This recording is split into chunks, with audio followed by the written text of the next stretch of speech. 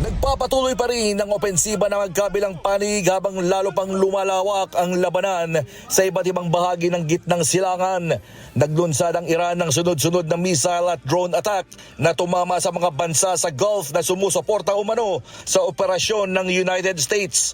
Sa Israel, muling tumunog ang mga sirena sa Jerusalem habang agad namang tumugon ang kanilang militar sa mga paparating na projectile mula sa Iran. Iniulat naman sa Tehran ang mga pagsabog na nagdulot ng power outages sa ilang bahagi ng kabisera. Sa United Arab Emirates, isang drone attack ang tumama sa Kuwaiti oil tanker na Al Salmi habang nakaangkla ito sa Dubai Port na nagdulot ng sunog sa sasakyan. Ayon sa mga otoridad, agad na naapula ang sunog at walang naitalang nasugatan o oil leak sa dagat sa kabila ng matinding pinsala sa tanker. Ang nasabing tanker ay may lamang halos 2 milyong bariles ng langis at kasama sa mga target na mga pag-atake sa Gulf na lalong nagpalala sa pangamba sa supply ng langis sa buong mundo.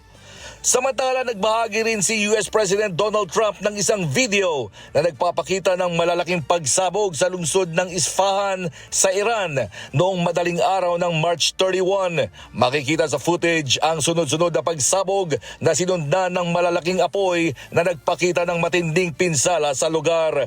Iniugnay ang pag-atake sa mga airstrike ng United States at Israel na target ang isang ammunition depot gamit ang mga malalakas na bunker buster bomb. Ang Isfahan ay isa sa mga mahalagang lugar sa Iran dahil dito matatagpuan ang mga key military at nuclear linked facilities ng bansa. Bago ang mga pag-atake, nagbabala si Trump na sisirain ng US ang mga mahahalagang pasilidad ng enerhiya ng Iran kung hindi ito papayag sa isang kasunduan.